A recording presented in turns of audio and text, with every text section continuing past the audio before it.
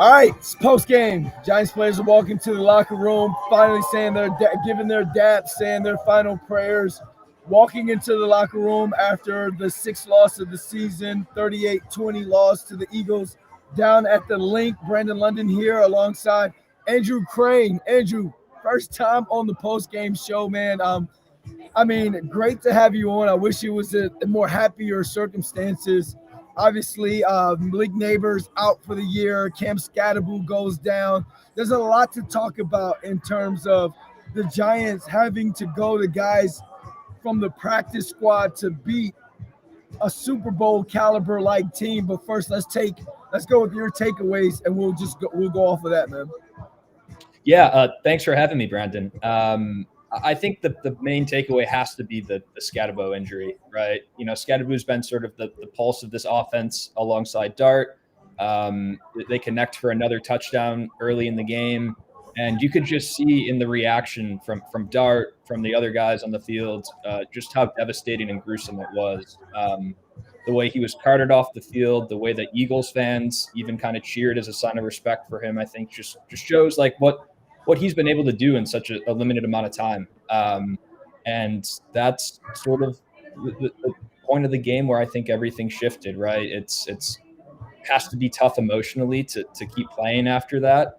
And, I think that just sort of seemed like a deflating moment for them. It's got to be tough to come back from that. And, it was deflating for everybody, man. Like here at the watch party I'm doing here at Tommy's Tavern and Tap in Clifton, New Jersey, when you saw the ankle, automatically as a former player, I knew exactly what that meant. When I saw Jaxson Dart's face, it's like I felt what Jaxson Dart felt. And like in the middle of a restaurant bar, I kind of like went down to one knee the same way I would do if I was playing and threw up a quick prayer for him, because as an athlete, you never see that. And we can talk about how dirty, raunchy, illiterate Eagles fans are, but I appreciate that aspect of it, because you can be rivals all you want, but at the end of the day, when a guy goes down like that, I appreciate that sort of respect. What hurts me, or what frustrates me the most, is you were already down an elite playmaker in Malik Neighbors, and we'll go into Darius Slayton being back, and we look at the offense and what Jaxson Dart has been able to do with less. It was just too much today. It was just too much to overcome without Malik Neighbors and then Cam Scatteraboo. Like it was unfortunate for this offense. But one thing I will say before I throw it back to you, Andrew, the Giants have themselves a QB1 of the future, because in recent years, everything would have been an ish show after that. And I feel like the Eagles would have put up 60 on the Giants. But Jaxson Dart tried and fought to keep this thing together as much as possible. So that's something to look forward to, or a positive to look forward to going for the future. But at the end of the day, man, it's just like this team doesn't have enough firepower to compete with the big boys in the NFL. You bring up a great point, Brandon. Like, even after that injury, it was close. They were within striking distance. I think when you have a young quarterback like that, you're always looking for signs, right? Like, what's something that maybe he wouldn't have done last week? Or, like, how is he handling the pocket and just his presence in the pocket better than that? And there was a moment in the second quarter where he kind of, like, rolled right and then kind of ran back across the line of scrimmage to the left side and hit a guy, and it set up like a 3rd and 2, and I think Tracy ran for 3 yards on the 3rd down, and they picked it up. That was a good sign from Dart. There was the one drive at the end of the 3rd quarter when he completed 3 third down passes. 2 of them, I think, were 3rd and longs that went to Johnson.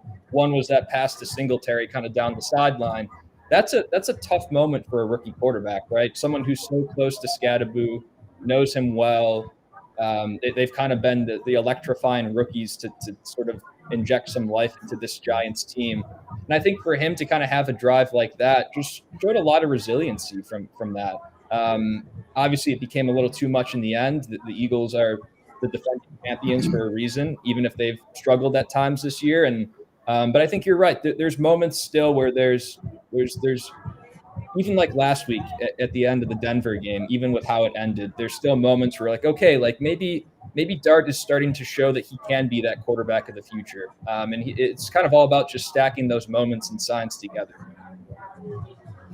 Let's go and I'm gonna break down some of the stats or deliver some of the stats of the day on offense before we switch over and talk about the defense and just how the defense has underperformed these last two games, but we'll get into that. Jaxson Dart final numbers on the day: 14 of 24, $193 and a touchdown. Tyrone Tracy Jr., 10 carries, 39 yards. You can't win when you can't run the football. Wan'Dale Robinson, 3 for 48. It was I've never seen the Giants struggle to run the football so much. I'm a 07 undrafted free agent. I was there when there was Earth, Wind, Fire, Volcano, when there was Brandon Jacobs, Ahmad Bradshaw, Derek Ward, and Ruben Drones was also stepping in and getting some totes and having success back in that 07 season. The run game has been pedestrian, and when you have a rookie quarterback or a young quarterback, the best way to help them out and to be comfortable is, one, have a run game, two, have a tight end that you can rely on. Now, he and Theo Johnson have a really great connection, and again, that's something positive to look forward to in the future. But when you cannot run the football, you are one-dimensional, and now you're forcing Jaxson Dart to play hero football, and that's what we did not want to. That's the last thing that we wanted to see, was this guy to try and be some sort of savior or some sort of hero, and that's what we're seeing with him trying to. I love the running around, I love the scramblability, but at the end of the day, it's like, man, this guy is trying to, he's having to do too much. There's too much on his plate. And it's that the Giants offense, again, I get down playmakers, but it's something to where as a former receiver, I'm watching and it's just like, how do we get other guys involved in this offense? Yeah, and now it's going to depend on Tracy again, right? Like, without knowing how long Scadaboo's going to be out for, that was just the way that Tracy needed to step in. And like you said, they couldn't really get anything going on the ground after that. And Tracy's someone who had a productive rookie year. He had, I think, 830 rushing yards last year, kind of took the job from Singletary. Missed a couple games with an injury this year, and kind of lost some touches to Scadaboo too, just by nature of his emergence.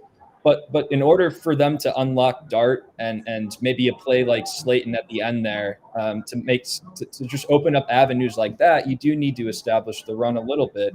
And I think that'll fall on Tracy again to see if he can maybe rediscover some of that rookie year version of himself. And you have Singletary too, I guess, right? Like maybe there's a way you can work him in more as well. It'll be interesting to see where they go from here with the running game. But you're right, they just had nothing open as far as lanes, as far as just space to work with running the ball, and that you can't have a one-dimensional offense at this stage.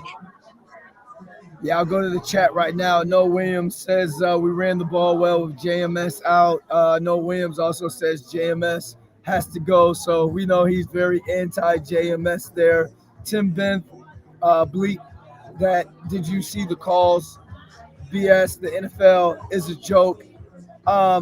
Andrew, before we go and talk about the defense, do you feel as though the refs were skewed to the Eagles side of things or to the Giants side of things? Because I thought it was a decently officiated game there, outside of the Darius Slayton penalty. Yeah, there's a tough moments there, right? When the tush push on 4th and 1 in the first. When Thibodeau kind of rips the ball out. And I think on the broadcast they were saying that, like, if you stretch the ball across like that, it's not the goal line. Like, that's a live ball. Maybe there was an early whistle. That's just tough to officiate, I think, live in the moment maybe. The Slayton one was another tough call, right? One of those where they were both kind of hand fighting down the field. Yeah. There was like the extension of the arm by Slayton, but that's just one of those. Sometimes they let the hand fighting go. Sometimes you're going to get the push off.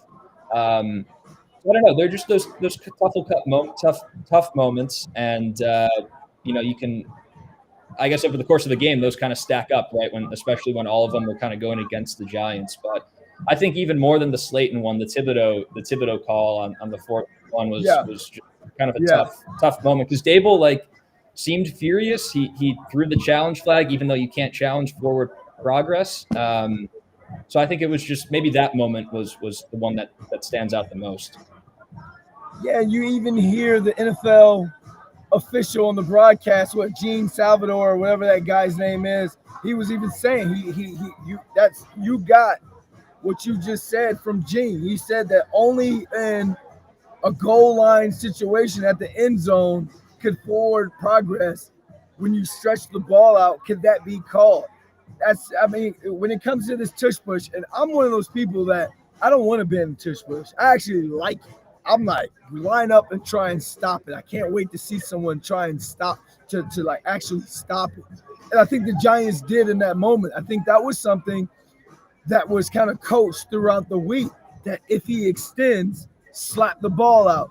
That's a game changer. That's a momentum changer, because we're talking about a game where the Giants didn't create or force any turnovers. That could have, right there, the Eagles end up going, 14-0 on that one, on that drive.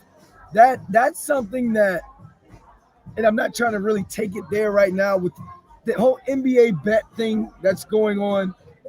Now every ref call, every situation is going to be scrutinized 50 times more than what it is. And that's something that I believe the NFL is going to come back and apologize to the Giants for. But it means absolutely nothing. So let's stay on the defense, because I have been absolutely frustrated with the defense for the last 5 quarters.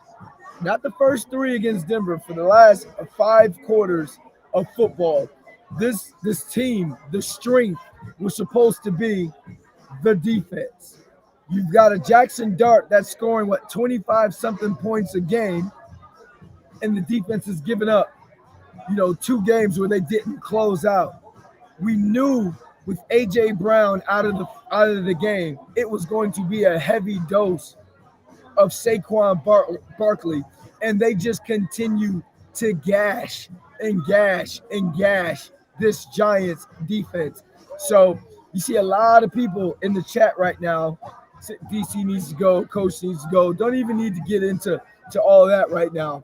But from this Giants defense and what we're seeing on the broadcast, is it making you skew more to it's the DC, or is it the players, the execution aspect of it? I think if you ask the players, they take full responsibility for it. I know our columnist Steve Servey talked to a bunch of them this week, and they're like, "It's on us. It's not on Shane."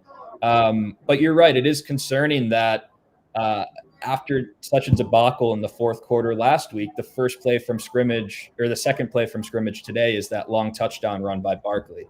And I think you kind of knew that he was going to. We kind of felt like there was a big Barkley game coming, just based on how much he struggled, and whatever he was averaging, 3.3 yards per carry is not a sustainable number for someone like Barkley in the long run, who ran for over 2,000 yards last year. But I think just it was a little discouraging from the Giants' standpoint to see that happen so quickly after last week, after Dable standing by Shane this week. After the players taking responsibility this week, to have a sort of tone setter like that right away was just kind of a difficult way to start the game. And I think, Barkley finished with 150 yards. There was the play in the fourth quarter, I think, when Burns sacked Hurts to set up a 2nd and 26. And second and 31. And then Tank Bigsby kind of comes in as the backup to Barkley and runs, for a first down in the next play. And those are the moments that can't happen if you're really trying to set up a consistent defense week after week. Those are just the moments when you kind of look back on it and it's like, okay, what is the direction of this unit? If those plays are stacking together. Yeah, and it's one of those games where you knew offensively the Eagles were going to go at the Giants defense, especially with the whole Kayvon Thibodeau bleep the Eagles after that win at MetLife Stadium on that Thursday night football game.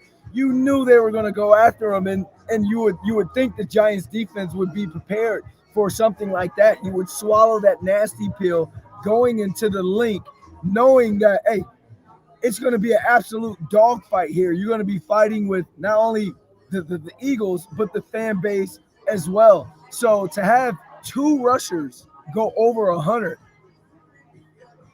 players got to be pissed on that, man. Like we're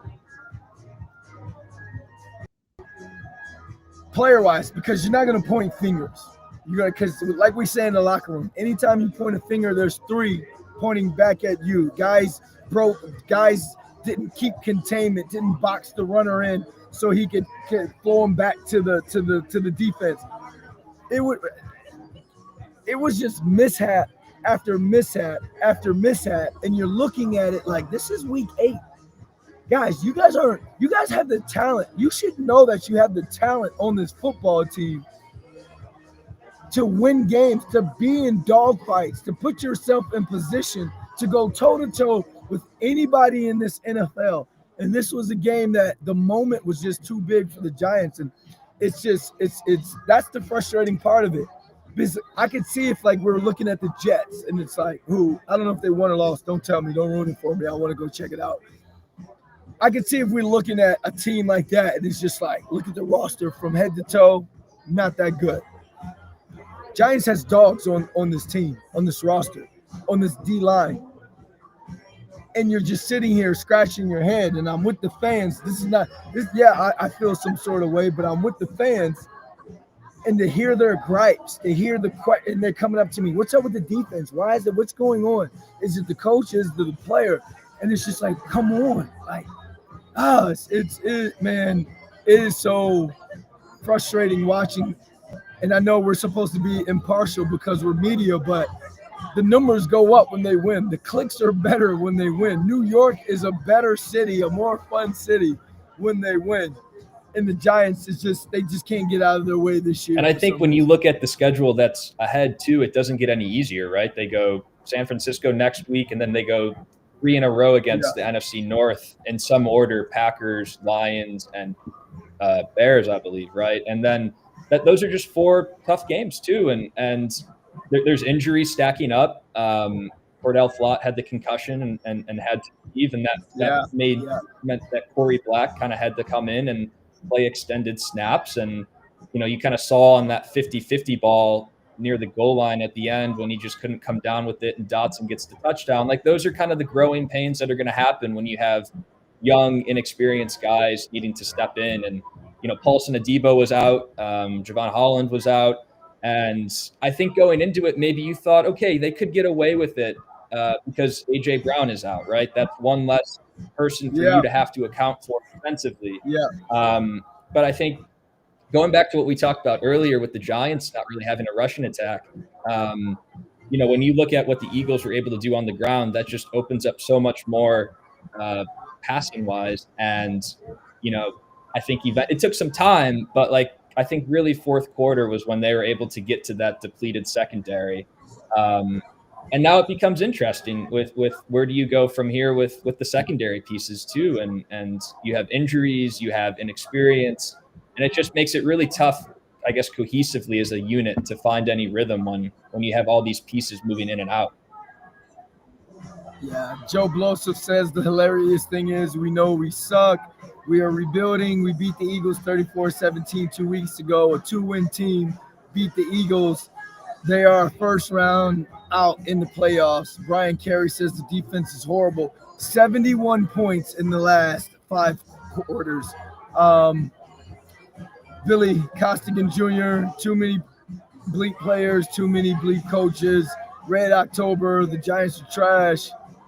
Go E-word, and then Norm B. I'm sure New York is fun, but some other time.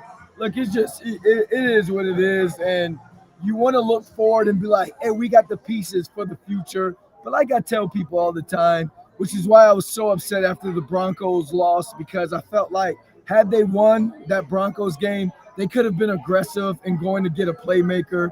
It would have made sense to give up a second round or a 2027 third round pick for a playmaker on the outside. But now, because the Giants won or have the injuries that they have, it just makes absolutely no sense to give up assets for a lost season. Right now, you're looking at it, okay, how is Jaxson Dart going to play week in, week out? How are some of these young guys going to get better, get the reps to play week in, week out? But I tell fans all the time, like, you can't look at it like next year is going to be this, next year is going to be that, because the Giants had no one going IR in training camp. That rarely happens in the NFL. Didn't really get hit with the injuries until Malik Neighbors. That rarely happens in the NFL into the Giants. So you never know who gets injured next year or what happens next year. So they've had it for the last 5 quarters. They have ruined their opportunity for the front office to be aggressive and go get some immediate help.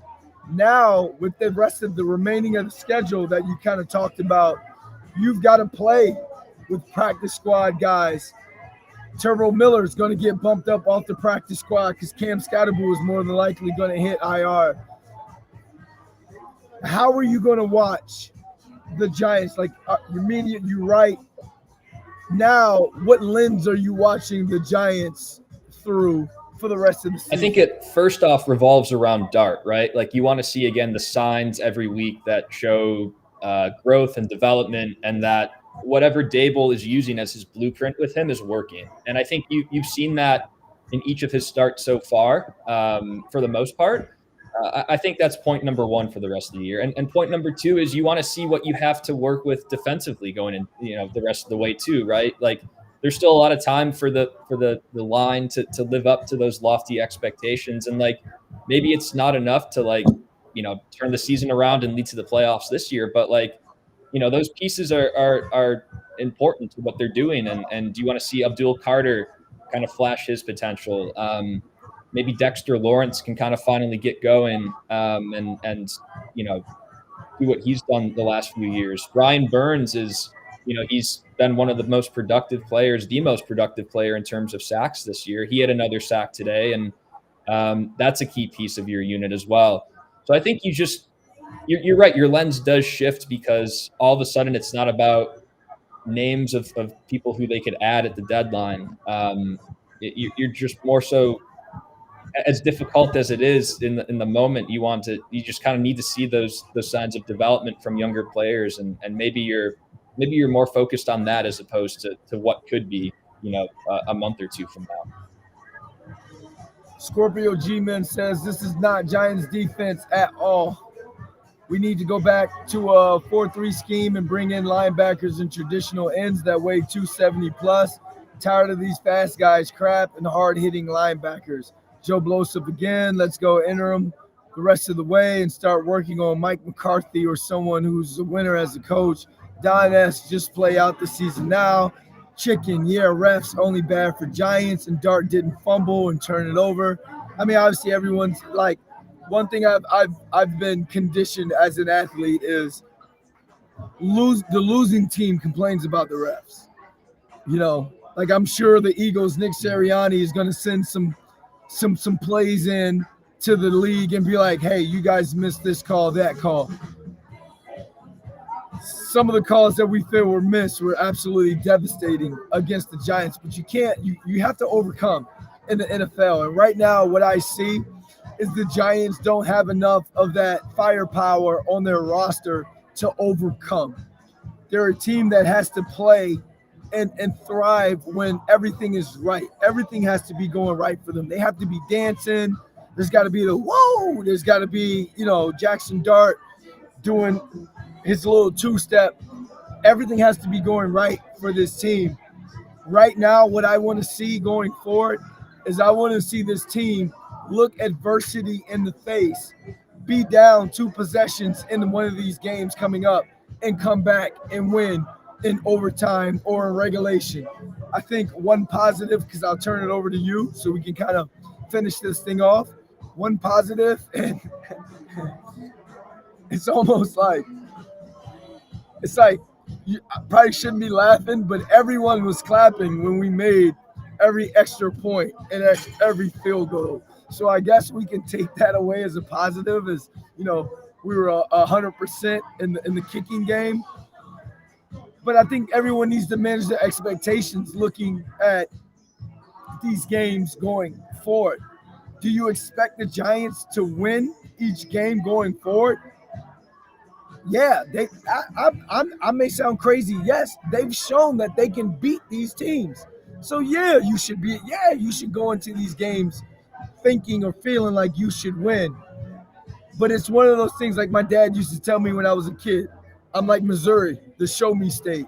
The Giants now have to go out and show not only themselves but the fan base that yeah, we got swag, we got moxie, but you can also handle adversity and be resilient as well. You're right. It's all about can they make that state. It becomes more of a statement win, right? If you win with the current state that they're in, right? Like if they go and beat Detroit in a few weeks, that's a heck of a statement, even if the season doesn't lead anywhere in the end. And you're right about the kicking situation. They got Graham Gano back, and he made it through seemingly okay, right?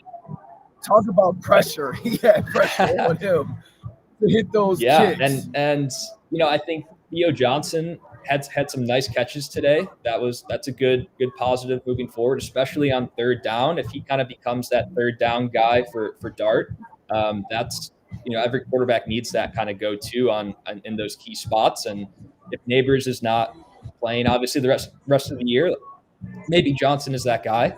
So I think you're right. It all becomes about like showing that they can still win with the current roster. It seems like they have their quarterback, right? You're impressed with what Dart has done, and like, can he steal you a game or two? Can he make those 4 or 5 extra plays that with his legs, with just sort of his maneuvering around the pocket that can just win another game or two against a good team, maybe make a statement, and then kind of provide some optimism moving forward in what's otherwise been just kind of a brutal stretch of 4 weeks for them with the Neighbors injury and then the Scadaboo injury. Lastly, Andrew, I got to ask you, where were you in the hot seat conversation, coaching, front office wise? Where are you when it comes to that? I think it's hard, right? Like you never want to be the one to call for a job like that, right? Like that's it's the conversation was totally different 5 quarters ago, right? When they, if the collapse in Denver doesn't happen, these conversations aren't really happening. Maybe they wouldn't even be happening if they win that Denver game and they lose the Eagles game today anyway, right? Like you win one of those games, maybe it's still different. You're still thinking about the trade deadline. I don't know. I think it's a tough stance to take. They made a lot of strides the few weeks before that fourth quarter in Denver. I don't know. It'll be interesting to see what they do. I think the history has shown that it's tough on rookie quarterbacks when a head coach gets fired. Sometimes that does happen historically.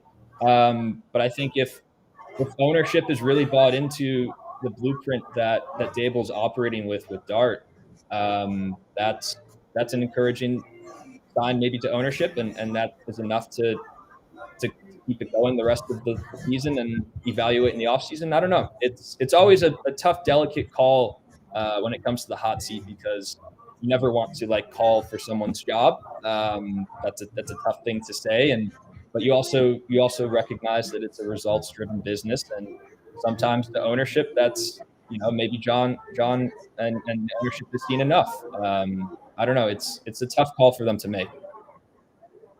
Yeah, I respect that as well. Especially, I'm a son of a head coach, so I look on Twitter. I've had to look on Twitter from time to time, and you see people calling for your father's job and using all types of expletives to describe him or his coaching style. So I'm there, but yeah, I'm with you. I think it's something that it has to be evaluated throughout the rest of the season for sure. How much does Jaxson Dart progress? Because Brian Dable finally got his quarterback, finally got his guy, and at the same time, Joe Shane was the guy that aggressively traded up for him.